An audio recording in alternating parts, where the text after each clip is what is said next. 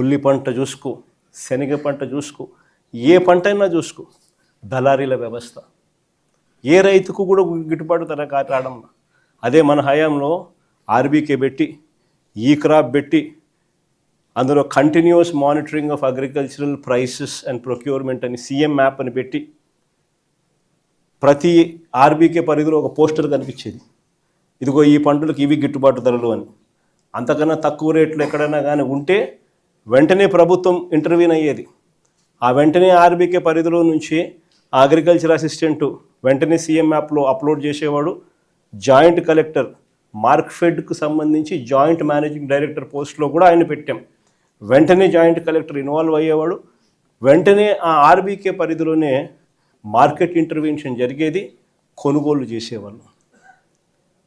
ఆ రకంగా 7,800 కోట్లు మనం ఖర్చు చేసి ప్రతి పంటకు గిట్టుబాటు ధరలు ఇచ్చిన పరిస్థితి నుంచి ఈరోజు రైతులకు ఏ పంటకు గిట్టుబాటు ధరలు రాని పరిస్థితి. ఈరోజు రైతులకు ఉచిత పంటల బీమా గాలికి ఎగిరిపోయిన పరిస్థితి. రైతులకు కరువు వచ్చినా, తుఫాన్లు వచ్చినా, ఇంకోటి వచ్చినా ఆదుకునే నాతుడు లేడు. వాళ్ళ కర్మ అంతే అన్న పరిస్థితి, వదిలేసిన పరిస్థితి. మన హయాంలో ఇన్పుట్ సబ్సిడీలు సీజన్ ముగిసేలోగానే ఇన్పుట్ సబ్సిడీలు ఇచ్చి మరుసటి సీజన్కి రైతును సన్నద్ధం చేసేవాళ్ళం. ఈరోజు వ్యవసాయం పరిస్థితి అట్లుంటే ఈరోజు విద్యకు వచ్చేసరికి ఇంకా దారుణమైన పరిస్థితులు కనిపిస్తాయి. ఫీజు రీయింబర్స్మెంట్ బకాయిలు మన ప్రభుత్వ హయాంలో ప్రతి త్రైమాసికం అయిపోయిన వెంటనే, ప్రతి 3 నెలలకు ఒకసారి ఆ త్రైమాసికం అయిపోయిన వెంటనే మరుసటి త్రైమాసికంలోకి వచ్చేసరికి ఇంతకు ముందు త్రైమాసికానికి సంబంధించిన డబ్బులు తల్లుల ఖాతాల్లోకి నేరుగా పడిపోయేది. ఫీజు రీయింబర్స్మెంట్ కింద విద్యా దీవెన, వసతి దీవెన ఈ రెండు కూడా క్రమం తప్పకుండా ఇచ్చేవాళ్ళం మన ప్రభుత్వ హయాంలో.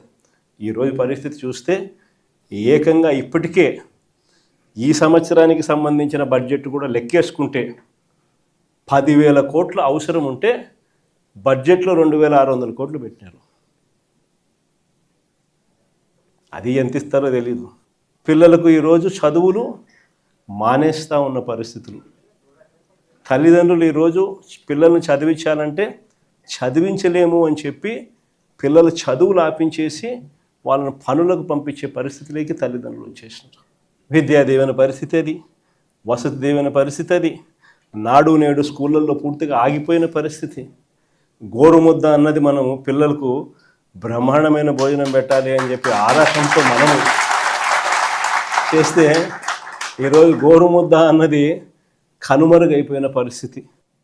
ప్రతి స్కూలు ఇంగ్లీష్ మీడియం, నాడు నేడుతో 6వ తరగతి నుంచి ప్రతి క్లాసు డిజిటైజ్డ్ క్లాస్ రూమ్.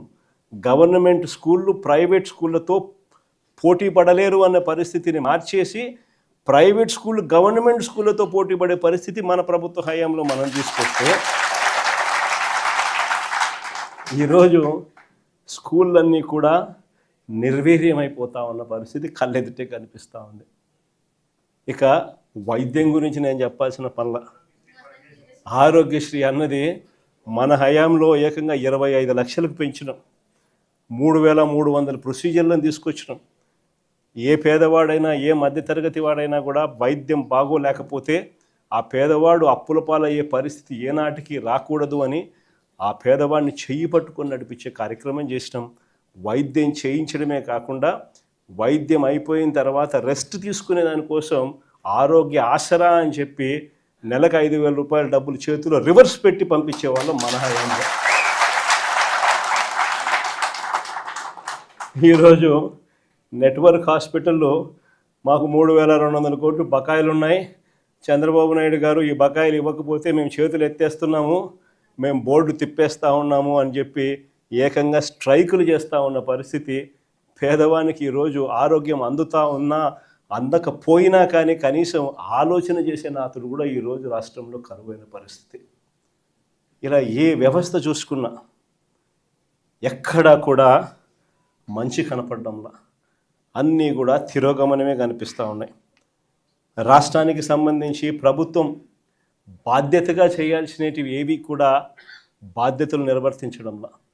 నాడు నేడు ఆగిపోయింది. మెడికల్ కాలేజీలు అమ్మేస్తూ ఉన్నారు. ముఖ్యమైన రాయలసీమ లిఫ్ట్ వంటి ప్రాజెక్టులన్నీ కూడా చేయకుండా ఆపేసిన కార్యక్రమాలు కనపడతా ఉన్నాయి. రైతుల గురించి పట్టించుకునే నాతుడు లేదు, పిల్లల గురించి పట్టించుకునేవాడు లేడు, అక్క చెల్లెమ్మల గురించి పట్టించుకునేవాడు లేడు. చివరికి అక్క చెల్లెమ్మలకు పొదుపు సంఘాలకు 0 వడ్డీ డబ్బులు కూడా ఇవ్వని పరిస్థితి. స్కీములకు అయితే దేవుడు ఎరుగు, కనీసం 0 వడ్డీకి డబ్బులు కూడా ఇవ్వని పరిస్థితులేకి అక్క చెల్లెమ్మలు మొత్తం నిర్వీర్యం అయిపోయిన పరిస్థితులు ఈరోజు రాష్ట్రంలో కనిపిస్తూ ఉంది.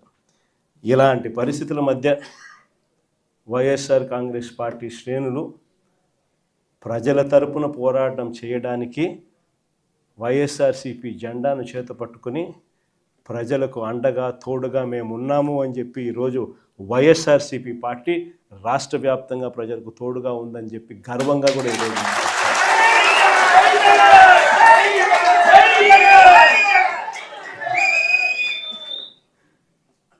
ఇలాంటి పరిస్థితుల మధ్య చూస్తా కన్ను మూసుకొని కన్ను తెరిచేసరికి ఇక సగం టర్మ్ అయిపోయింది. 5 ఏళ్ల కాలంలో సగం టర్మ్ అయిపోయింది. ఇక మిగిలినది మరో సగం టర్మే. ఈ సగం టర్మ్లో కూడా ఇంకొక సంవత్సరం దాటితే రేపు సంవత్సరం చివరిలోకి వచ్చేసరికి నా పాదయాత్ర కూడా స్టార్ట్ అవుతుంది.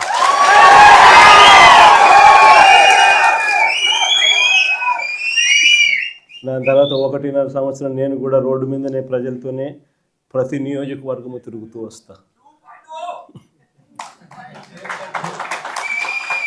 ఆ తర్వాత ఆ పాదయాత్ర స్టార్ట్ అయిన తర్వాత చంద్రబాబు నాయుడు గారికి వైఎస్ఆర్ కాంగ్రెస్ పార్టీ శ్రేణులు ప్రతిరోజు చంద్రబాబు నాయుడు గారికి సినిమా చూపిస్తారు. అంటే బయటకు వచ్చి అతను చేసిన నిర్వాహకాలు చూస్తూ ఉంటే నిజంగా ఒక్కొక్కసారి అనిపిస్తూ ఉంటుంది, ఏంటి అంటే ఇతగాడతలకు మానసిక పరిస్థితి ఇప్పటికైనా ప్రజలు అర్థం చేసుకోవాలి.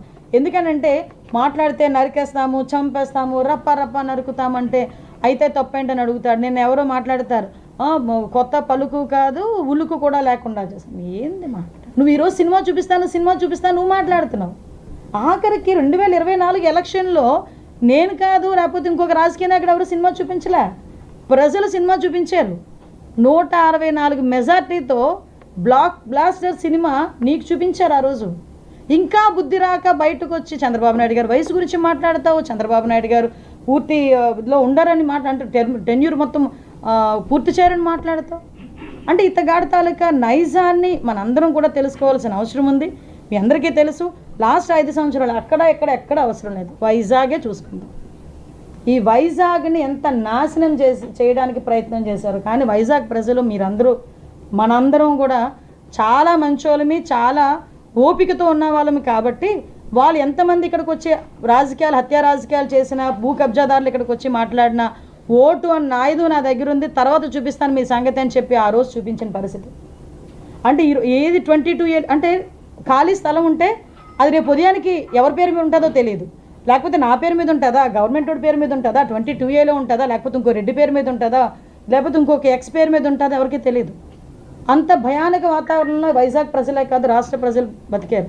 పరిశ్రమలు ఎవడన్నా వస్తే ఎవడు వచ్చి ఏ ధర్నా చేసి నా దగ్గర వాటా అడుగుతాడు, లేకపోతే కంపెనీల దగ్గరకు వచ్చి ధర్నాలు చేసి డబ్బులు ఎవరు డిమాండ్ చేస్తారు, ఎప్పుడు మూసేయాల్సి వస్తుంది, ఎప్పుడు మార్కెట్ పోతుంది అని భయంతో పరిశ్రమలు, పెట్టుబడిదారులు వచ్చే వాళ్ళందరూ కూడా భయపడుతూ పెట్టుబడులు కూడా వెనక్కి తీసుకెళ్ళిపోయిన పరిస్థితి. ఇంత విధ్వంసం చేసిన ఇతను ఈరోజు బయటకు వచ్చి అలాంటి మాటలు మాట్లాడుతూ ఉంటే నేను ముందే చెప్పాను మీకు, అంటే తండ్రి చావు దగ్గర నుంచి మొదలు పెట్టుకొని అంతిమంగా నిన్న మా పయ్యావుల కేశవ్ గారు అన్నట్టుగా అంతిమ లబ్ధిదారుడు అతనే అయ్యాడు. కానీ అన్నిట్లోని కూడా అంతిమ లబ్ధిదారుడు అతనే అయితే కనుక ప్రజలందరికీ కూడా విధ్వంసం వినాశనం మిగులుతుంది. ఆ సంగతి కూడా ప్రజలందరూ కూడా అర్థం చేసుకుంటున్నారు కూడా. నేను ఒకటే మాట్లాడుతున్నానండి, ఈరోజు ఏదో రోడ్డు మీదకి వస్తాను నాకు నచ్చినట్టు నేను మాట్లాడతానంటే ప్రజలు ఇంతకు ముందులాగా ఈ మధ్యకాలంలో మీరు అబ్జర్వ్ చేయండి, మొన్న రీసెంట్గా కోర్టులు కూడా ముట్టుకాయలు పెట్టినాయి. ఎంత దారుణంగా మాట్లాడారండి. నిజంగా మేము అనుభవిస్తున్నామండి, లిటరల్గా నేను అనుభవిస్తున్నాను. ఈ రోజుకి కూడా వైఎస్ఆర్సీపీ అంటే మీరు అనుకోవచ్చు నువ్వు హోంమంత్రి అమ్మ అని. నేను హోంమంత్రిని కదా అని గన్న తీసి నేను ఎవరిని కాల్చలేను, ఎవరి మీద నేను జైల్లో పెట్టలేను. ఎందుకంటే నేను అంబేద్కర్ రాజ్యాంగాన్ని అనుసరిస్తున్నాం కాబట్టి దానికంటే ఒక పద్ధతి ఉంటుంది. కాబట్టి మేము ఈ రోజు వరకు మేము ఒక పక్క బాధపడుతున్నా ఎలా డీల్ చేయాలన్న దాని మీద మేము ఒక ప్రణాళిక వేసుకుంటున్నాం. ఆఖరికి మేమే కాదండి, ఈరోజు అక్కడ మహిళా పాత్రికేయ సోదరులు మనలు ఉన్నారు, వాళ్ళు కనుక పార్టీ గురించి ఏదైనా ఒక మాట తప్పుగా మాట్లాడమనండి, సాయంత్రానికి కింద ఎన్ని కామెంట్లు వస్తాయి ఒకసారి చదవమనండి. వాళ్ళు అంటే పత్రికా స్వేచ్ఛ ఎక్కడి నుంచి హరించుకుపోతుంది? వాక్ స్వతంత్రం అన్నారు, ఎక్కడి నుంచి హరించుకుపోతుంది? అంటే నువ్వు ఉన్నది ఉన్నట్టు చెప్తే ఎందుకు అంత అవసరం లేదండి. ఇప్పుడు ప్రెస్ మీట్ పెట్టాను కదా, ఒకసారి కిందకి వెళ్ళి ఒకసారి మీరు చూడండి, ఒక్కొక్కడు ఏ రకంగా మాట్లాడతాడు. ఇవన్నీ దాటుకునే మేము వచ్చాం, మీలాంటి వాళ్ళందరినీ ఎంతోమందిని చూసే మేము వచ్చాం అంటారు కదా, అలాంటి వాళ్ళందరూ తొక్కుకుంటూనే వచ్చాం, తొక్కుకుంటూనే వెళ్తాం. కానీ ప్రజాసేవ అన్నది మాత్రం మాను, ప్రజా అభివృద్ధి సంక్షేమం అనేది మాత్రం ఎక్కడ కూడా విడిచిపెట్టాం. నీలాంటి వాళ్ళు ఎంతమందిని చంద్రబాబు నాయుడుగా చూసుంటారు. ఉగ్రవాదులను అణచివేసిన పరిస్థితి, కమ్యూనల్ వైలెన్సెస్ని క్లియర్ చేసిన పరిస్థితి చంద్రబాబు నాయుడు గారిది. అదేవిధంగా ఎక్కడైనా అల్లరి మూకల్ని అణచివేసిన పరిస్థితి